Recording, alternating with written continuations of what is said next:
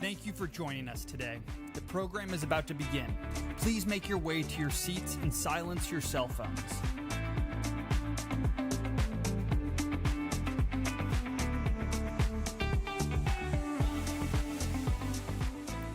Please take your seats. The program will begin momentarily.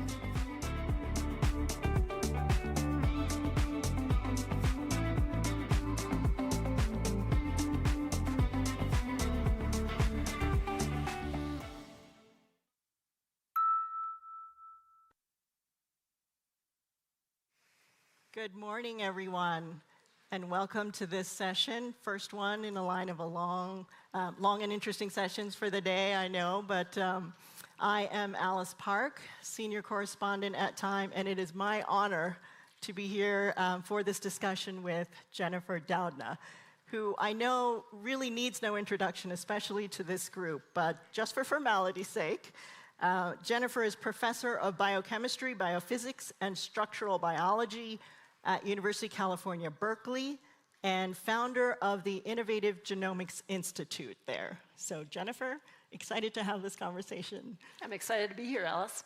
So I think it's fair to say that we are really at the beginning of a new and exciting era in genetics and genomics, where we're really starting to see some real-world applications of a lot of the promise and potentials that we've heard about for decades now. So we've got the first mRNA vaccines, first ever. And of course, last year, the FDA approved the very first CRISPR therapy, which of course is a technology that you discovered and for which you were awarded the Nobel Prize. So let's start here with just a show of hands. How many of you have heard of CRISPR? Fantastic. All right, now this is a trick question. How many of you can describe CRISPR? Okay, good. That's fair. I love that you're honest. And that's why we have Jennifer here. So I thought we would start, since we have you here, with a little science lesson. And just when people ask you, how does CRISPR work? How do you describe it? Well, I like to describe it as a surgical tool at the molecular level. It's a tool that allows scientists or clinicians to make targeted changes in DNA, so precise that we can alter a single letter in the DNA code of a cell. And that kind of precision gives us the potential to make changes in DNA that can uncover the functions of genes, but also, importantly, change their function. And I'm sure we'll get into that, because that's really made CRISPR, over the last almost 12 years now, a tool that is indispensable both for research, but also increasingly for real-world applications, both in healthcare and in agriculture. So there were ways to manipulate DNA prior to CRISPR. You mentioned the precision, but what really made CRISPR stand out, and why has it taken off the way that it has? Like, what distinguishes it from what we had before? Well, let's start with where it comes from. It's a tool that came out of a study of how bacteria fight viral infection. And yogurt, right? Yogurt, that's right. Yes. There's a yogurt team involved. There's a great backstory there. And it turns out that bacteria are able to acquire immunity to viruses in real time using the CRISPR mechanism. And by studying how it worked, we figured out that we could actually harness it as a very straightforward way to make targeted changes in the DNA of any cell. And what makes it so powerful as a technology, and why it took off as quickly as it did, is that it's just relatively easy to reprogram the CRISPR molecules to target and recognize and make changes to any DNA sequence. So you're right, there were earlier technologies for DNA manipulation, and frankly, CRISPR benefited from those because of all of the groundwork that had been laid in the field. But it's just so much easier to use that it took off in a way that other technologies didn't. And I think that ease is both a blessing and a curse, and we'll get into that in a bit. But so on the 10th anniversary of your publication of CRISPR in 2022, you and I talked, and you said that you reread that paper and that you were impressed even then with the kind of future-looking perspective that you included there and how you anticipated that it would really be a very impactful technology. I wonder if now you can look back in terms of remembering when you wrote that, what you were envisioning, and how that matches to where we are today. Well, that paper was a partnership with Emmanuelle Charpentier and her team, and it was an amazing academic collaboration that we had started to understand the molecular basis for CRISPR. And when we did that work together, it was amazing how understanding that chemistry, the underlying mechanism of CRISPR, basically made it pretty obvious that this would be a tool that would be useful for manipulating DNA. But to be honest, we, and I don't think anybody else at the time, had, really could get a handle on how impactful it would be. We, of course, hoped that it would be a tool that would be widely useful in research, but who could have imagined at that time that in just 10 years we would get to an approved therapeutic with the very same molecule that we had studied academically? It's kind of amazing to think about. And I think it's also fair to say that looking back at that time too, the CRISPR discovery also accelerated interest in RNA research as well. So can you talk a little bit about that? You were working in RNA, and we've heard from other kind of RNA devotees, right? Like Katalin Kariko, who was involved in the COVID vaccine development, about how it was really seen as a backwater back then, and it was too difficult to work with and all of that. Can you talk a little bit about the kind of culture in the scientific community around RNA technology and how CRISPR sort of really changed that? Well, when I started my career in science, I actually started working on molecules of RNA that were shown to be chemically active as catalysts. And I was working initially in the lab of a person named Jack Szostak, who did a lot of the foundational work in that field. And then I went to work in the lab of Tom Cech, who, by the way, has just published a book. If you're interested in RNA, he's published a book called The Catalyst, which talks all about some of the different discoveries that have come along over the past few decades that have, as you said, been the foundation for a number of technologies, including the COVID vaccine and CRISPR. And so there's been a lot of interest in RNA. And for those of you that you may wonder, well, what's the buzz? RNA is a chemical cousin of DNA, but it's more malleable, and cells use RNA as a kind of a quick way to make a copy of DNA and then use the information there, usually in short snippets of sequence, that can do interesting things. In the case of CRISPR, it's a way to use RNA as the zip code for CRISPR molecules. This is really what gives CRISPR the programmability that makes it such a powerful technology. And in the case of the COVID vaccine, it's a great way to introduce into cells very quickly a script that allows cells to make proteins that can induce an immune reaction, which is why the mRNA vaccines have been so effective. Have there been developments or innovations in technology that make working with RNA and make RNA now a more popular topic of research and target of even drug discovery?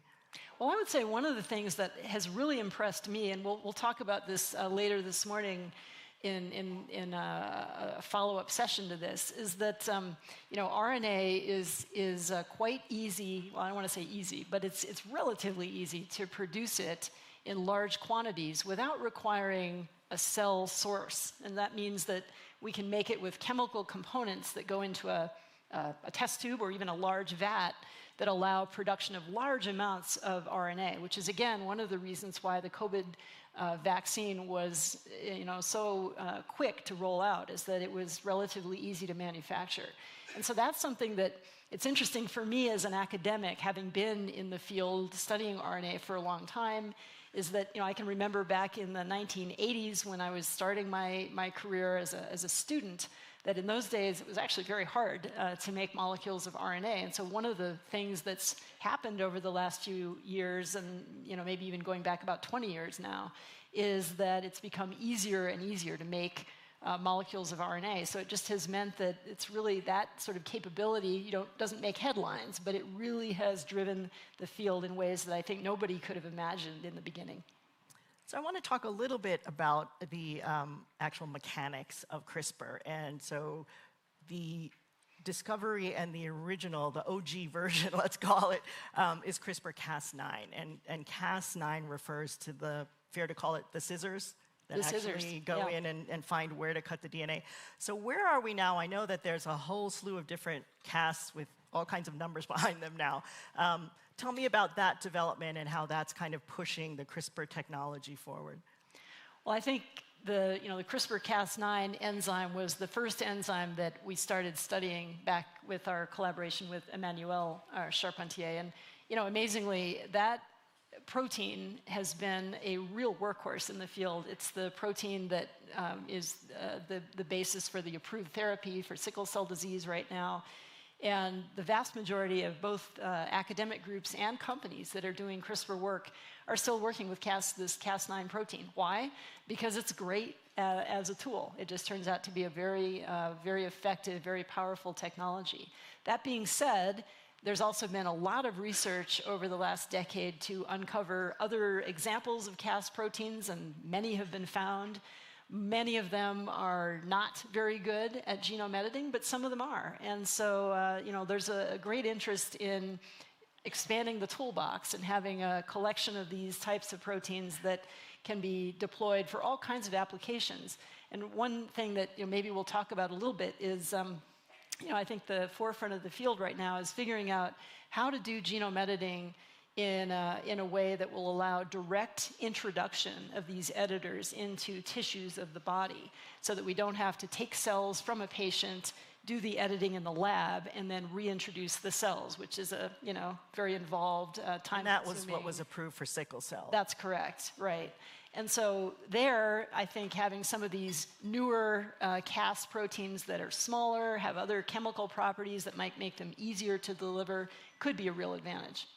And does it look like there might be different types of Cas enzymes that are needed for different cell types or even different species? And we'll talk about, for example, I know CRISPR is being applied in agriculture and plants and all of that.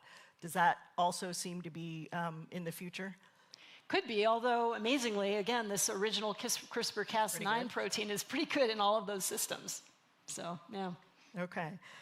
So obviously, one of the dangers of having such a powerful technology like CRISPR is that it's a double-edged sword.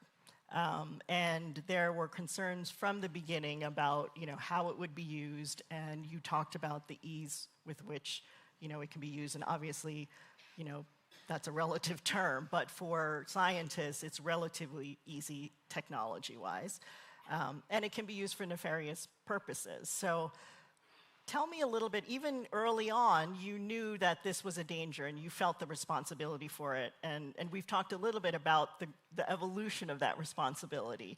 How did you initially think about kind of unleashing this technology to the world, and how has your thinking around that changed? Well, I remember I remember being at a dinner at my house with some neighbors had come over, and this was in, I don't know, not too long after we'd published that original paper. And they were just asking me, hey, how's it going in the lab? What are you up to? And I said, well, we've found this incredible protein that can be programmed to cut DNA. And it was one of them, a computer scientist actually, who was thinking about the programmability of this, who said, wait a minute, you mean you could put that in somebody's body and it could manipulate any of their genes? And it was sort of that kind of conversation that was one of the first times for me that I started really thinking about, this really could go in directions that could be very dangerous potentially. And then not too long after that, a paper was published in a scientific journal in which a team reported that they were using CRISPR in monkey embryos to make germline changes, heritable changes to DNA, and those edited embryos were implanted, and monkeys were born with these heritable changes. And when I read that paper, I thought, there's no technical reason why this couldn't happen in humans, and how do we know it isn't already being done? And that was really for me the kind of that moment when I realized, okay, I have to get out of the lab and start talking about this, because it's such a powerful tool and such a sort of an incredible thing to think about, that humans now have a tool that can basically change who we are as humans, change our evolution if we took it that far, and we need to get out in front of it. But that's something that's not, I guess, precedented, right, for a scientist, as you said. And you've talked about how, as a scientist, you didn't feel initially like fully equipped to address those ethical, social, and cultural concerns. How did that change as the years went by? Yeah, no, I definitely didn't. And so I called two people that actually had been at the forefront of an earlier iteration of this kind of ethical grappling that happened in the 1970s when the technology for manipulating bacteria came along. And scientists realized similarly that there could be real risk in manipulating the bacteria that populate our bodies, for example. Could that lead to bacteria that would be toxic to us and that could spread easily, things like that. And so two of those scientists that had been at the forefront of that conversation were Paul Berg at Stanford at the time and David Baltimore. And so both of them were incredibly helpful in the CRISPR community in helping all of us, people like me, to get our heads around what was coming with the technology, how to think about it, and how to initiate a more open discussion about it. And that the things that they did around that technology you modeled a lot of that, right, around CRISPR in terms of having a scientific community adopt a voluntary moratorium, right, on certain applications of it in human embryos, for example. And so that served as a model for you. Yes, it did, and it goes on today. I mean, I think that really started a whole sort of movement in the field and among scientists to get together and figure out how we were going to collectively manage a very powerful technology. And by the way, the other thing that happened, which was very interesting, is that not too long after that initial meeting, and we published a paper about it with the discussion of a moratorium, we started being contacted by government agencies and regulators in different countries who wanted to get a handle on the technology. So it really did kind of initiate a movement to get around and get ahead of the technology. And despite those best intentions, of course, in 2018, a Chinese scientist announced that he had actually done the worst case scenario and had used CRISPR to edit embryos that were then implanted and resulted in the birth of twin girls. Tell me about how you learned about that and the steps that you took immediately afterwards. Yeah, well, I learned about that right before a conference that was where I was one of the co-organizers that was being held in Hong Kong to discuss this topic, this very topic of human germline editing. Should we do it? How do we manage it? How do we control the technology? And this scientist got in touch and said, well, I've done this, and sent me a manuscript that he had drafted about the work. And so our decision among the conference organizers was, well, he was already scheduled to speak at the conference. Let's have him speak. Let's have him come and present his work and open it up for questions. And it was quite, I have to say, a bit horrifying to hear what had been done. It really sounded unethical to us, to those of us in the audience. And I think what happened after that was very interesting, because there was an initial buzz around the work, but I think very quickly people realized that this isn't something that should be happening right now. This technology is not advanced enough to do it safely, and even if it was, we haven't had the opportunity as a community to figure out when and how or should germline editing happen with something like CRISPR. And so that scientist was actually punished. He was ultimately jailed for that work. So that was like a real wake-up call, right? In terms of, obviously, you were fully aware of the need to get ahead of it, but because of the ease of the technology, it got ahead of the community in a sense. Do you feel that the scientific community or even political leadership did enough after that incident to ensure that it won't happen again, or that there are systems in place to ensure that the safety of this technology, and making sure that if it is used in humans in that way, that the safety is top priority? I feel I think we have a pretty good regulatory framework around CRISPR right now, and frankly, we were able to build on a lot of the work that was established in the 1970s around molecular cloning. So we were fortunate that groundwork had been laid, and CRISPR was able to use a lot of the same regulatory guidelines to monitor and control the work that was being done, especially when we think about applications in the germline. Different countries manage it differently. So right now, there's actually more work going on in the human studying sort of research in the human germline with CRISPR in countries outside of the US. But it remains, as far as I can know, at the research level, not at a level where people are trying to actually apply it clinically, at least yet. I think that's probably coming at some point, so I definitely think it's important to continue to discuss it and figure out how to manage it going forward. And no one knows that technology better than you. How concerned are you for the long-term health of those twin girls who were born in terms of the safety and the long-term health effects that might occur because of CRISPR?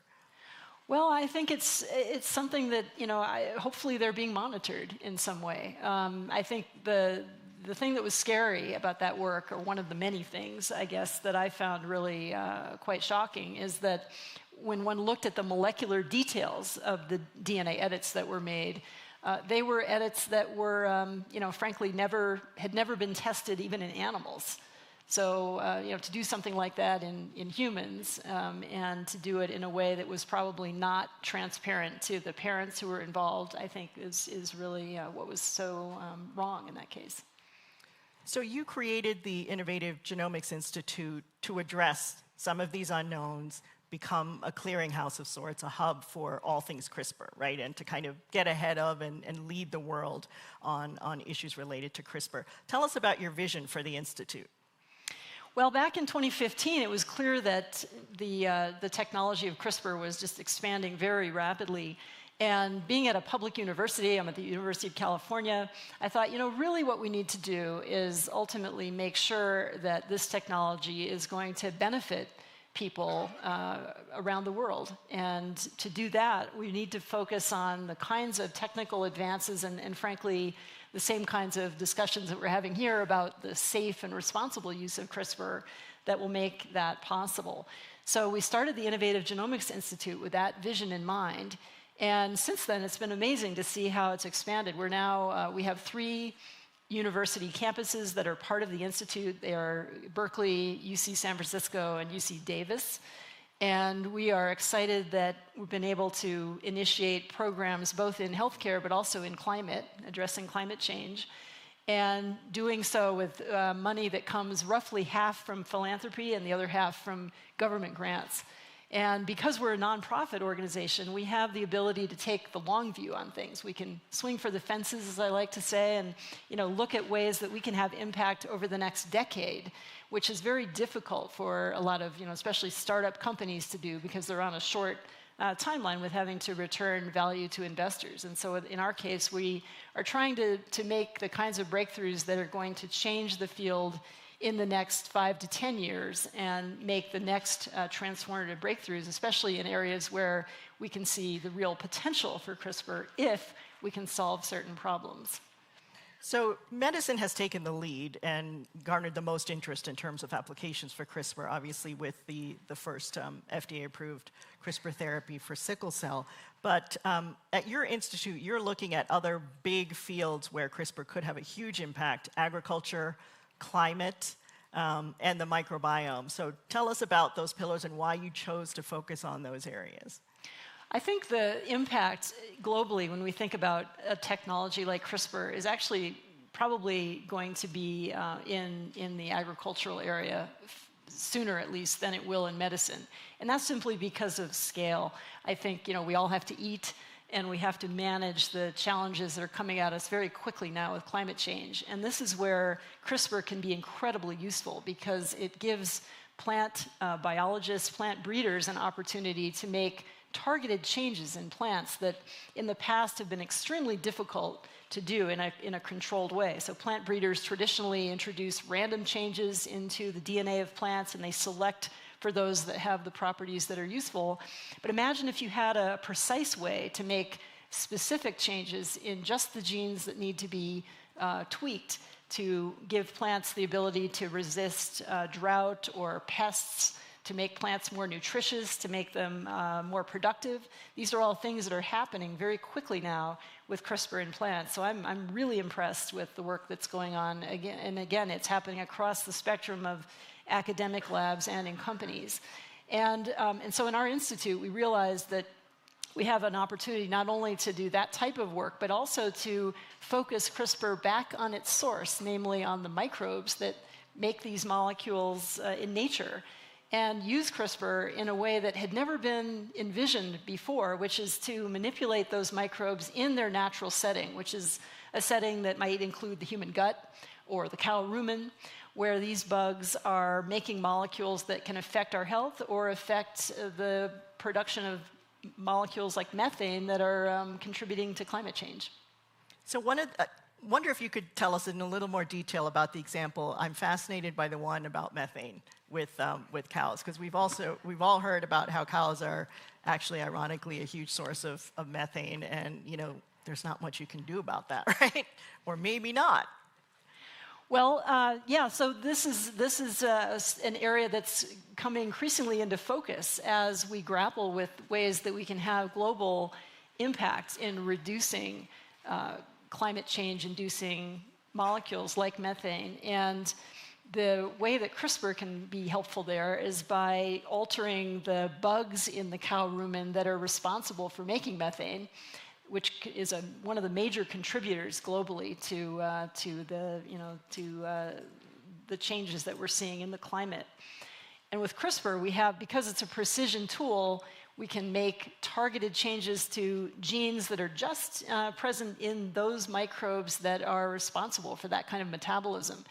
So why would we want to do this? Well, our vision here is to create a sustainable solution that can be put into the hands of farmers, where we imagine a time when they can give to cows, maybe early in the life of a cow and a calf, a supplement to their feed that would be a one-time treatment that would allow these CRISPR molecules to go into the gut and alter the microbiome permanently, so that those cows are now not releasing nearly as much methane as they would otherwise do.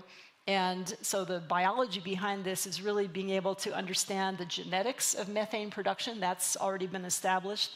And then on the technical side, figuring out how to actually get the CRISPR molecules into the right bacteria where they can make these manipulations. And then the third piece is figuring out how to maintain those targeted changes once they're made. And that would probably be done by some changes to the diet of the cattle. So those are the aspects of the work that are underway right now. And we're really excited about the progress that we're seeing.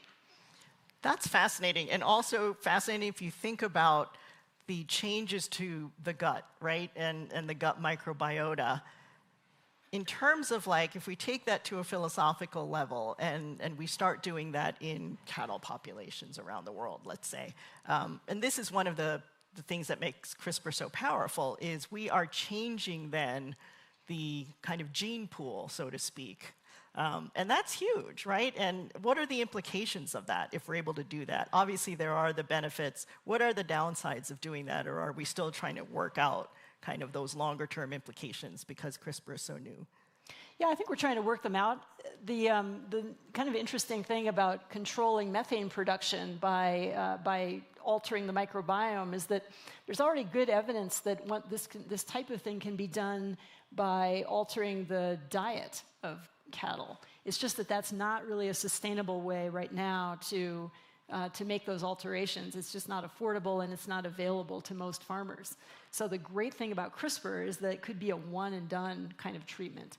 So I think that's where we're really excited. And again, because it's a very manipulable tool, it's possible to use it in different cattle populations. If they have different collections of microbes, we can program CRISPR to be specific for each of them. So, and this probably won't surprise many people, but Japan is leading the way here in terms of agriculture and using CRISPR, and they actually already have produce and products on the commercial market, a GABA-enhanced tomato, vitamin D-enhanced tomatoes. When you see that, like, does that make you excited, or are you concerned when you start seeing? And another one that just I find fascinating is non-browning bananas, which who wouldn't want that, right? Amazing. Non-browning bananas, Yes. Non-browning mushrooms, and non-browning apples. So these are all CRISPR produced. I think it's fascinating. I'm excited about it because if you look at the details of how this is being done, it's a precision way of making the kinds of changes that traditionally have been made by plant breeders through random changes to DNA. And that means that, in principle at least, one can alter just one gene or one set of genes that affect the trait you're interested in and don't affect anything else. And so that's one thing that's very interesting about the technology in plants. And the other is that, it makes those kinds of manipulations much, much faster than traditional plant breeding.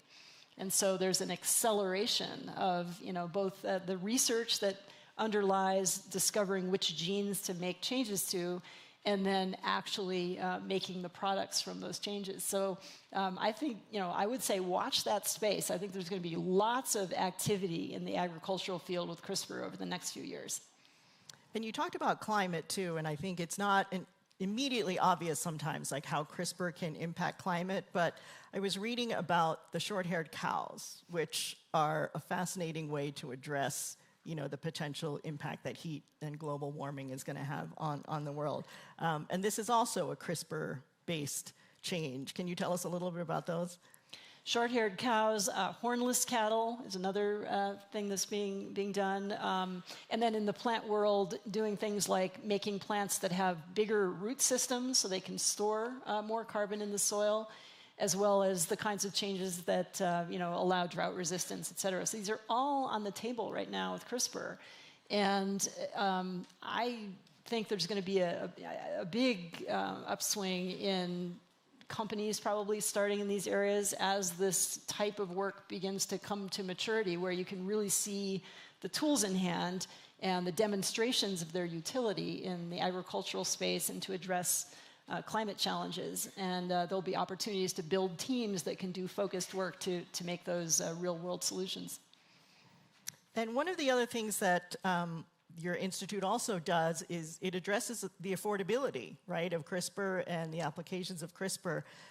And currently, the sickle cell treatment, as exciting as it is I think the current price is about $2.2 million, which seems like a lot, but if you consider the kind of accrued cost of what patients, pay throughout their lifetime for transfusions and other treatments, it could be, a cost savings ultimately. But you're addressing this affordability issue and finding ways to also make it more accessible, especially in the clinical space, since that's where we're sort of seeing the first applications. Can you tell us about some of the ways that CRISPR could potentially be made easier to do at more healthcare facilities or for more providers to do? Well, let's start with what you said about CRISPR being, like in the sickle cell case, being a therapy that is kind of different than a traditional therapeutic, right? Because it's the idea there is it's really a one and done treatment. And so the idea would be that, you give this treatment to patients once and they are effectively cured of their symptoms. And so if that is really true for something like sickle cell, you could argue that, a price tag like the current one is, maybe it actually makes financial sense when you look at the cost of care for patients over their lifetime. On the other hand, it's just a price point that absolutely won't work for the vast majority of people, both in this country and globally. And that's something that I think is not right. We need to address that. And so we're working hard at our institute on ways to reduce the cost and make it much more affordable. So for example, we have a phase 1 clinical trial that we're running right now for sickle cell disease. It's being run out of UC San Francisco and UCLA with the CRISPR tools that were developed at our institute. And the goal there is ultimately to reduce the cost and increase the access for patients. How are we going to do that? Well, one of the big technical advances that we're working hard on is to make it possible to introduce the CRISPR molecules without requiring a bone marrow transplant for patients. That would make it much, much easier to give this therapy to people and make it easier for manufacturing as well. So that's also something require chemo now, right? Exactly. Yeah, which is also very invasive. Invasive, and it's very unpleasant for patients. So I think there's a real opportunity to, as exciting as it is to see this improved therapy, to make it even better. And those are some of the things that we want to focus on at the Institute. Where do you see CRISPR going in, even 5 years from now? Like, how different do you think CRISPR will look? boy, the field is moving so fast. I think in 5 years we're going to see, we'll certainly see probably additional approved therapies in that time. I think we're going to see the toolbox for CRISPR continuing to expand. I think in 5 years, some of the delivery challenges that we're facing today will be addressed. And again, I suspect that there won't be one solution to this delivery challenge. There'll be probably a whole set of things that will come together that will give scientists and clinicians ways to deliver these molecules creatively to selective cells and tissues that will allow us to expand the types of healthcare challenges that CRISPR can address. And looking back now and knowing what you know, would there be anything that you would change in terms of how how the technology rolled out into the world, as far as preparing or having policies in place, being aware of the huge potential impact that this technology would have? Anything that you would change or wish you had done differently? Well, I guess the one thing is, we didn't talk about the patent situation. I think that turned into a kind of a mess, and it's still being sorted out. I feel sad when I think about all the money and time that's been spent in that dispute when we could have put those efforts into just advancing the technology. Now, fortunately, I don't think the patent dispute has really slowed things down particularly, but I think it's been a distraction. So that's kind of the one thing where, hindsight is 20/20, but if we could go back, it would have been great to do things differently in the beginning.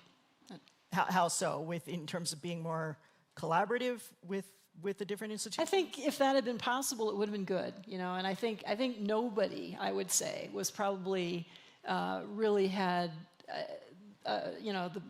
how could you at the time know how impactful CRISPR was going to be across all these fields in biology? So it would have been great if we had that knowledge at the time to put in place a mechanism that it would have made put the technology into more hands more quickly, and especially globally, so that it could move forward. But again, I think it's hard to really say that we could have done things differently given the knowledge we had at the time. And looking ahead, what application of CRISPR are you most excited about and most excited to see come into fruition? Well, I'm really, really excited about this work we're doing in the microbiome. We talked about the cow rumen, but we're also working with a team at UC San Francisco where we're hoping to manipulate the human gut microbiome to reduce production of molecules that make children more susceptible to asthma. And if that approach works with asthma, you could imagine impacting the microbiome in other ways. We're just at the beginning of understanding how the microbiome affects our health in so many ways. And I think that having a technology that can allow us to manipulate that set of organisms that are so integral to our health is going to be really powerful. And I'm just curious, do you hear about sort of all applications of CRISPR, even if it's sort of on the crossing the line a little bit, as far as concerns over safety and whether it's a good idea? How much of that do you see? Well, I talked to a lot of people in the field, of course, and the field's gotten huge. I mean, I would say now that there's so many articles coming out daily, different applications of CRISPR, so it's hard to have a handle on everything. But that being said, there's a lot of discussion in the field about different uses of CRISPR. We didn't talk about something called gene drive, but this is something that has been discussed quite a bit because it's a way of using CRISPR in organisms like mosquitoes, where you could use CRISPR to sterilize a population of mosquitoes quickly, which could be very important for public health in terms of thinking about mosquito-borne disease, but could have ecological implications that might be unintended or dangerous. And so I think those are the kinds of things that you don't read about in headlines, but are being discussed frequently in the field, because all of us that are working in this area understand that with a technology like this, there are these types of applications that are really dual use in a way, and we have to be on top of them. So we have the FDA for evaluating clinical and medicine-based CRISPR approaches. do we have enough kind of regulatory authority in these other applications, like what you were mentioning, for ecological implications, for considering ecological implications, agricultural ones? Are there enough kind of structures in place, or do we need to reframe our thinking and establish new ones when it comes to CRISPR? Well, here in the U.S., we have the U.S. Department of Agriculture, so they get involved in these other types of environmental applications of something like CRISPR. And I think it's a pretty good framework, actually. So there's been a I think a real good set of regulatory guidelines for scientists that are working in those areas to figure out how to use appropriate containment while they're doing research, and then as they do field trials, doing that in a controlled fashion. Okay. All right. Well, now I want to open up the session to the audience for any questions that any of you might have, and I know that there are mic runners going around, and if you're comfortable, feel free to introduce yourself. Thank you. Good morning. Margot Pritzker, Aspen Institute. Are you doing work on brain diseases like Alzheimer's or dementia? Thank you. Thank you for the question. The answer is yes. So I'm very excited and interested in those opportunities with brain diseases. Challenge with the brain is it's one of the hardest tissues and organs to deliver to. It's got a blood-brain barrier that is meant to keep out molecules, and it's very effective at doing that. So that means that we have to overcome that barrier either mechanically by doing injections of molecules like CRISPR, or by figuring out some kind of delivery strategy, potentially using a modified virus, for example. And those approaches are underway. In our institute, we've focused on the mechanical delivery, so doing one-time injections into targeted regions of the brain. And our research has shown so far that you can do very effective manipulation of neurons in localized regions of the brain. This is in a animal model. Using injections of these editors, but how to move that forward in a clinical fashion, I think is one of the big challenges that we're facing. There's lots of interest. I would say that's probably the area that I get asked about the most right now, is how do we use genome editing both to treat neurological diseases, but frankly also to prevent neurological disorders like Alzheimer's. I think that's a very exciting area for the next probably decade to look at. Okay. Let's go to this side. Thanks. Hi, my name is Mike Kubar with Pharma. Alzheimer's, sickle cell, relatively large patient populations. How are you thinking about CRISPR applications in ultra-rare diseases where there's still a regulatory hurdle to get over with FDA approval? Thank you for that question. That's a great segue for me to mention that we have just signed a partnership between the Innovative Genomics Institute and a company called Danaher that does manufacturing. And so the idea there is to use that partnership as a way to address some of these rare diseases that are common in the sense that many families are facing rare diseases, but they're very difficult to target for pharmaceutical companies because the market size for each one of those is very small. Our vision there is, imagine that we could develop a pipeline for rare disease targeting with CRISPR and this is of course has to be done in collaboration with the Food and Drug Administration, but developing a way to pretty readily get the tools designed to target a particular gene that affects maybe a very small patient population, have a ease of manufacturing using this company partnership that we have, and then having a pipeline with the FDA to do a clinical approval in a way that wouldn't require maybe the traditional phase 1, phase 2, phase 3, because that's just not possible in many cases when you have a very rare disease. So that's the vision there.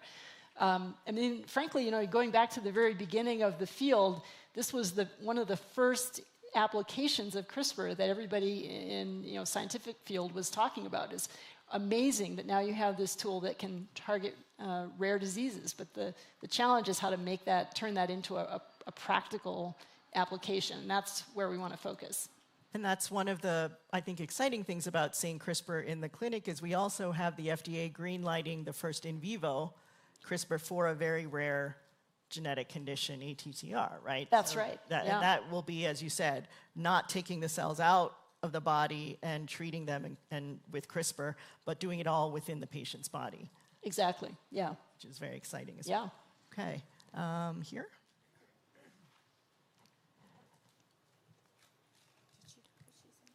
Good morning, Alice. Hi, Jennifer. Thank Hi. you so much for being here. The absolute marvel of CRISPR, as you say, is the once and done. But my question is, what about once and done in? I worked very closely with Dr. Steve Grubb at SHOT, who was on the forefront of sickle cell approval. And we know that the FDA has ongoing concerns about safety and off-target editing. And our question is, how do we satisfy that concern when the scissors cuts the wrong thing? Oops. Yeah, so thank you for that question. You raise a really important point, and that is that when you're thinking about a therapy like this, that's in principle one and done, you better be sure that the one is the right thing, the right edit. And in the case of the sickle cell therapy, I think there was a very thoughtful strategy for validating the quality of the molecules that are being used for that manipulation. As you may know, there was a long, decades-long history in that field of really looking carefully at the genetics of sickle cell disease and the associated genes that impact those patients. And so that came into play, and we don't have that for lots of diseases, of course, some of the rare diseases in particular. So I think you're right that we're going to have to proceed with caution in these cases. One of the things I'll point out is that there's an exciting alternative to making permanent changes to the genome with CRISPR, ways of using CRISPR where you can make a change that doesn't actually alter the DNA sequence itself, but just simply changes the output of proteins from genes. And I think that's another kind of area to watch in the field, because I think that that's something that could, in the future, be a way to manipulate the genetics of disease, but without making a permanent change that could be, potentially introduce risks. This is also fantastic, and congratulations, you're truly awesome. But my question is, if in a couple of 20 years or so, when this all works very well, and the population ages to maybe 150 years old, what are the political ramifications of all this? And then I have another little aside question. Why is the CRISPR stock down so much? Wow, two heavy hitter questions. On the politics of aging, I'm going to defer to the people that know much more about that than I do. People ask me a lot about, how do we use CRISPR to make us live longer?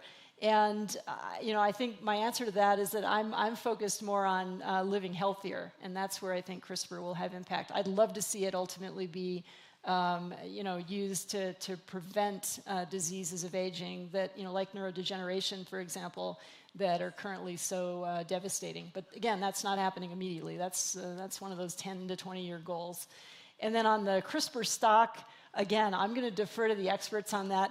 Biotech in general is, in a bear market and has been really for the last couple of years. So I think that, we're just kind of seeing a general, caution on the part of investors. And, CRISPR remains a technology under development. And as exciting as it is, I think people are just, being cautious about, placing their bets right now on which companies are going to be the winners in that space. And I believe the CEO of one of them is here, so you can ask him that question. More than one. So yeah, right? You can ask that question again. Yeah. Jaime Modiano, University of Minnesota. Beautiful presentation, and congratulations on your amazing work. I have a question that basically goes to the fact that we live in a Darwinian world and organisms adapt. And so in some cases, a single gene change might actually be permanent, but in other cases, the organisms and systems will adapt, right? So in the cow genome or the cow microbiome, for example, in the rumen, if those organisms like methane, they're going to get around your edits and they're going to make methane. So how are you thinking about sort of the evolutionary context of single gene changes and permanence? Yeah, great question. So I think we're thinking about it, probably addressing it the way that nature does, which is that, CRISPR systems evolve over time to deal with viruses that are evolving. And, you see that very actively happening in the microbial world. we could imagine using our CRISPR tools in the similar fashion, where they are programmable, evolvable to address changes that might happen in the microbiome over time. I suspect that ultimately we'll want to really understand that biology, and that's really where the field is currently in terms of doing the research that will give us information about how that evolution might happen in the case of, say, the cow rumen and methane production, so that we can be prepared for this. But I think, frankly, this is what gives CRISPR a real advantage, is that it's easily programmable, so you can address those changes as they occur. So that, correct me if I'm wrong, but you're saying that we could almost mimic the natural evolution in a way with CRISPR? Yeah, you can anticipate. You know, it's a technology that can quickly adapt as genomes evolve. Truly powerful technology. Next question. Here? Me? Yes. Microphone's coming. When CRISPR first came out, there was such promise about cancer cures. And it seems to be one of the areas that's lagging the most. I mean, we're talking about agriculture and all of these other things. Moderna is coming out with, I think, has had very, very favorable results with a melanoma vaccine. And that looks like probably one of the most promising. Are there other things on the horizon about cancer cures? Well, I'm very excited about work that's not published yet. It's ongoing academically, and companies are starting to look at it, which will allow targeted creation of CAR T cells. These are chimeric antigen receptor T cells. These are the kinds of cells that can fight tumors specifically, but doing it in vivo in a precision way with CRISPR. And so to do that, you need a targeted way to actually get CRISPR molecules into T cells in the body. And that work is, I would say, again, watch the publication space, because that work is being submitted now for publication. And it's very exciting to see the advances that are being made there. I think that in the future, I suspect it'll be possible to do that kind of CAR T therapy in vivo. Currently, it's primarily done ex vivo, as we discussed, like for the sickle cell example. And then on the horizon is asking, if we can do that, can we program those T cells to go after other kinds of tumors, like solid tumors? That's been a real challenge, as you probably know. So that's where I think we're going to see, the next kind of breakthroughs with something like CRISPR. But again, it's not going to happen overnight. Who's leading in that area? Well, there's a lot of groups that are working. There's a lot going on in academic labs around the U.S. And in other countries. There are companies that are, interested in this, but it's so far. I think the real challenge has been this delivery issue. And until there's kind of a breakthrough there, I think then we'll see a lot more development once that happens. And similar advances and excitement in infectious diseases for like HIV, I think, is another area That's where right. a lot of academic research is occurring to help prevent infection with HIV and other viruses. So, Jennifer, thank you so much. Unfortunately, I think that's all the time we have. Thank you, Alice. But I did want to say, if anyone is interested, I wanted to refer you to two books, one by Jennifer called A Crack in Creation, and another for which Jennifer worked very closely with Walter Isaacson called The Code Breaker. Both are excellent, and I would highly recommend them. Thank you. Thanks, Alice.